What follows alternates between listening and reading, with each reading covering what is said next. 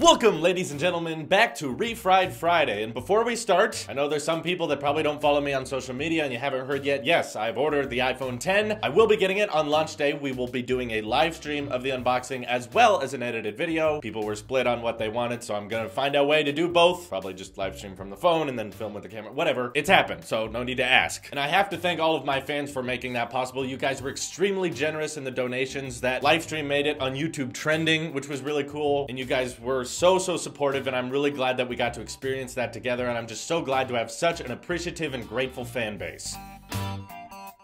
So let's get into the comments for this week. Arcade on Drum says, "Why are you doing, man? What's wrong? Earlier you've done some cool videos. Nowadays you are just doing so random and boring videos. The content quality of your video is decreasing, in my opinion. There are lots of phones out there. They are straight competing with iPhone. You can rent them. Tell us about the fact and new features about iPhone 10 or 8. In this case, you have to post 2 videos at a day. Sorry for posting too much content. One this kind of random video, which you like, and one for the subscribers. Peace, hashtag Apple Sheep." I'm sorry.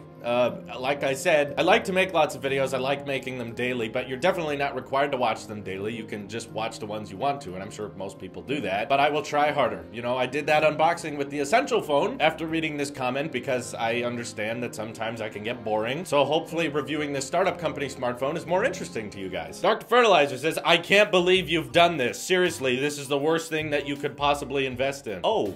Okay, whoops. The other no dude says, "This phone is mediocre, come on." iPhone 8 crushes this phone in terms of performance with the addition of water and dust resistance. Note 8 has a headphone jack, Super AMOLED display, water resistance, plus the Infinity display. LG V30 and LG G6 both have a headphone jack, plus IP68 water dust resistance. Don't forget the videotaping abilities of the phones have. Okay, seems like you don't need a video on that one, because you seem to know all of the facts already. I wanted to review a phone that I found borderline. I know that if I tried the Note 8, I would say, yeah, it's good hardware, but it runs Android, so I'm not that interested in it. So that's why I wasn't interested in reviewing that. I'm sure I would have thought the same about the LG V30. The Essential phone looked cool to me, and I was really interested in the startup itself, but some people were having problems with it, and I was reading about software updates going to the Essential that perform better. So that's why I found it borderline. I found this interesting. This could have an interesting review for me that I'm not really sure how it's going to end up. Whereas if I reviewed the Note 8 or if I reviewed the V30, I know exactly what would happen. It wouldn't be that exciting. Hirasawa says, "Yeah, I definitely didn't expect this. I'm sorry. Thought you guys were bored. I try to treat you." Arnon says, "On my Mac Mini concept, these are hopes, not predictions." And hence the title says concept/predictions. You know, if it was just predictions, if we're being totally real here, if Apple were to update the Mac Mini, no, they're probably not going to do my concept. They would likely add USB-C to the back and update the processor cores. But that's not interesting, is it? Try to be entertaining and informative. That's the challenge here. Sorry if I can't satisfy you enough. Young says, after Apple finished stealing future from other tech, now saying that's the best project they've ever done. How many times do I have to say this? Apple really is never the first to an innovation. They're known for making it right. And with the Apple Watch, it's the most popular smartwatch. So when it gets cellular, this is a big deal. There are other smartwatches with cellular, but have they before been able to stream music from a streaming service? Probably not Apple Music, but is Spotify available on cellular smartwatches that you can stream from without the smartphone? Do they have a digital assistant built into them that can talk back? Do they have the extensive amount of customization in the watch bands and the watch faces? I don't think so. Most people buy Apple Watches. It's the most popular smartwatch, and the fact that the most popular smartwatch is getting cellular is a big deal because lots of people have them. No, they're not the first, but it's the most to make it a common thing. It's the first to make it a large, more commonly known deal. Anthony says, "I love how people are complaining about Face ID when they've never even tried that." I really want people to keep that in mind. Face ID didn't work as it was planned to at the keynote, but the Face ID feature itself was not broken. It was set off too many times and asked for a passcode when Craig was up on stage. So it was performing as it was supposed to, just not as planned. Face ID could be really great, and it also could be really terrible. We just don't know until we get our hands on the iPhone 10, hopefully a week from today. So let's not make judgments about it until we've actually tried. Keybreaker says, "Yes to everything but the wireless charging." That was kind of the cool part. The fact that, you know, you have this device with a lot of power going into it, and we now have wireless charging on more and more devices. Why not implement it into into the Mac Mini itself. What else are you gonna put on top of a Mac Mini? Like a drink? Keep it warm or something? Like, needed something to get excited about it. If they just updated the internal specs and put USB-C on it, I wouldn't care that much. It wouldn't be that exciting. Piga Dreisty Mice says, haha, nobody appreciates a lack of headphone jack. Oh, a phone without a feature I could choose not to use anyway. Nice. I encourage removing the headphone jack because it encourages third parties to invest in different forms of audio, whether it be USB-C, which has the potential to sound better, or wireless, which I find far more convenient. And with Bluetooth 5, that can connect faster, that can sound better. So I want a better future for us. And when you include a headphone jack, it also means compromising on things like the battery life or what kinds of features you can have within the device itself. It's very bold of the Galaxy S8 and Note 8 and V30 to include it, but what it does is create a very confused market of headphone makers. They're not sure if they need to keep making audio jack headphones because that won't work on the 8s and 10s, which are very popular, and they won't work on the Pixel 2, and they won't work on now the Essential phone. So when you have like over 50% of the market agreeing that there's better alternatives than the headphone jack, it confuses those developers, and it definitely confuses us customers. We're trying to look at headphones we want to buy. Do we get wireless? Do we get USB-C? Do we get Lightning? Do we get audio jack? It's confusing, and I think when over half the market has transitioned already, makes sense to go along with them to avoid confusion both for the market and for the consumers themselves. Sam says, clip your nails, man. Okay, look, I've said this a lot of times too. My nails are not long, they're just basically gone. I have psoriasis, which means my hands have a lot of flakiness on them and my nails don't look good, but they are actually not long themselves. They're just literally falling apart. If I clip them again, there would basically be no nails left. I apologize that grosses you out, but I understand we have a lot of new subscribers coming in who have not heard me talk about this before. My hands look gross. I apologize. It prevents me from using Touch ID. It's very itchy and irritable, but there's not much I could do about it. I have medicine, I have moisturizer and all that stuff, but it's mainly affected by stress, which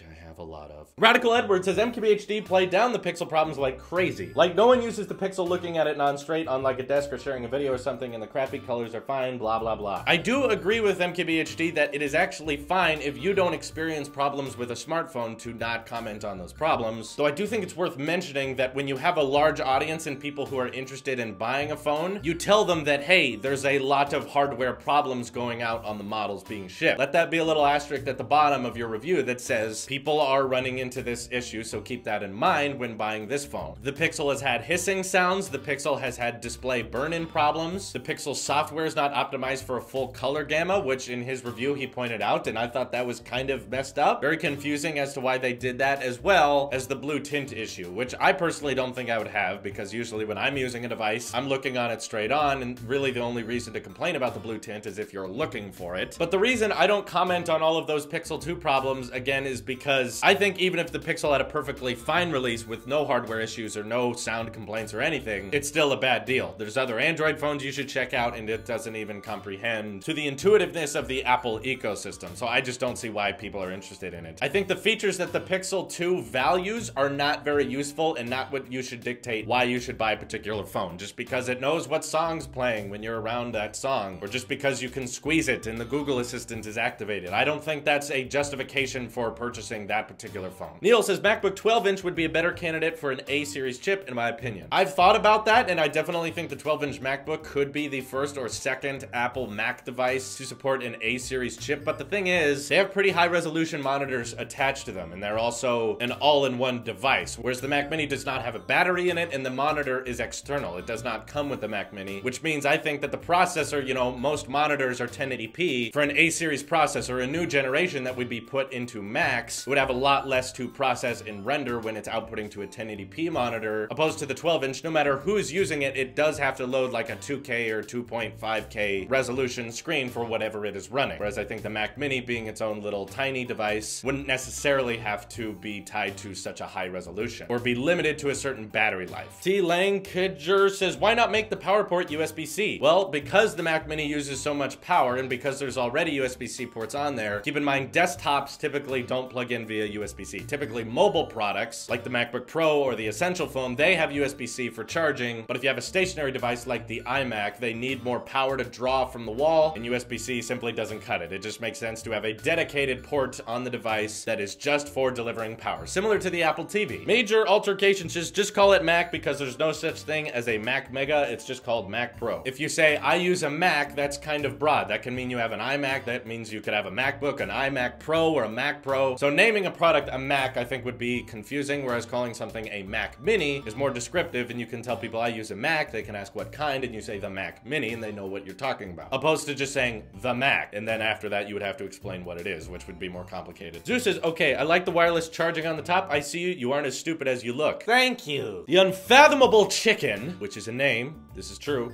I thought the Mac Mini was either dead or being replaced by the Apple TV. Kinda dead, but still being sold like the MacBook Air, but definitely not being replaced by the Apple TV. That runs tvOS, totally separate thing. That comment was kind of unfathomable, especially for an unfathomable chicken. iPhone Fanatic says, do you know how fast and super hot a Mac Mini gets, right? Yeah, the wireless charging on top of a Mac Mini is a terrible idea, buddy. Sorry. I'm anticipating that if this were to happen, we would have cooling mechanisms. And keep in mind, processors, GPUs, they need fans. Wireless chargers, including air power, do not need fans on them. Then they get warm. Whenever there's transfer of power, things get a little bit warm, but you don't hold a Mac Mini. It sits on your desk. And of course, for this concept of mine, it would have a fairly good way of cooling itself. And I don't think slapping a wireless charging pad on top of it would destroy it. The Mac Mini doesn't ventilate through the top of its device anyway, and air power doesn't need a fan, so I think installing the air power tech into the top of a Mac Mini, yeah, it might run a little warm, but you're not holding it, so it's not gonna be a problem. D-Bag in Stop Motion says, maybe I'm wrong, but can't you only use USB-C with Intel chips? Don't think so. USB-C is pretty universal, including the fact that, you know, smartphones have USB-C and most of those have Snapdragon chips, which are definitely not Intel. Your humble subscriber says, you and I should have a comment war on iPhones versus Android phones. I bet you won't. Correct! You won! We're not gonna have that because that's silly. My fans actually responded to you in a pretty legit way, and I was like, hey, I don't even have to reply to this guy. My fans get me. Thanks, guys. Revosh says, funny because you look like an Android user. What does that mean? You see what's behind me, right? Like, what about me says Android user? I don't understand. I'm holding an iPad right now. I'm wearing an Apple Watch. There's an iPhone in my pocket. What about me looks like an Android user? I'm almost offended by this. Patrick Mudd says, wow, dude, I am not sure what you wanted your viewer to get from this video. Look at the title. It says Surface Book 2 Impressions. You're getting my impression. If you admit that it is better than a MacBook Pro, why not switch to a Surface Book 2? I did not admit it was better. I said it probably had better specs, but that does not make it a better product. And you said something about 15-inch tablet. You have a Mac and iPad, correct? Wouldn't you want something that can do both? Not necessarily. If it can't do either of the job of the MacBook or the iPad as well, then what would be the point of merging them? It's like saying, you like to ride bicycles, but you also drive your car. Don't you want something that's kind of both? No, not really. My bike is for exercises and my car is for, you know, like hauling people and other things. I wouldn't want some awkward sized car that could be powered by me pedaling because a bike is for exercise and a car is for greater distance. I kind of look at iPad and MacBook the same way. The MacBook is for work and for raw power, where the iPad is really good at efficiency and consumer enjoyment. You know, just like watching videos or reading Twitter. They're good at very different things, and trying to merge them, I think, with the Surface Book and Surface Pro as examples, shows that merging them doesn't necessarily make a better product, especially if there's a lot of people out there who don't want necessarily both. Some people just want a tablet and some people just want a laptop. And a Surface Book is a lot more than your average MacBook, so for people just interested in a MacBook or an iPad, they can just buy one. They don't have to spend $2.5 grand on something that's pretty good at doing both. I think I know why I can bring myself from subscribing. You try to be fair, but not fair enough to say what you want to say about Apple products. I do try to be fair. I am openly biased though, and I think most YouTubers would agree to that. And there's definitely no requirement for you guys to subscribe. Believe me, I have a very large fan base and I'm very glad that I have that. But by hovering your mouse over the unsubscribe button, you're not going to convince me to do anything. I'm very gracious, and the fan base I have now is still fairly large comparing to how much this channel has grown recently. And I feel lucky to have every single fan I do have. And I understand that I don't appeal to everyone. I knew that going into this job. So that's gonna wrap it up for today. And before I go, about that Mac Mini concept, I wanted to bring up that a fan did those. I did not design the 3D models. I came up with the ideas, but a guy, his link is in the description. You guys can check it out. He's doing 3D modeling, stuff like that. If you see concepts in the future, it's very likely that he's the one doing them. He's a very gracious fan that offered to do them, and just wanted everyone to check him out. And I wanted to personally say in this video, thank you for making those. And I hope you guys have an excellent Friday. If you didn't get your iPhone 10, I apologize. Hope you have better luck in the future. This is Rapple Sheep here, and I will see you in the next one.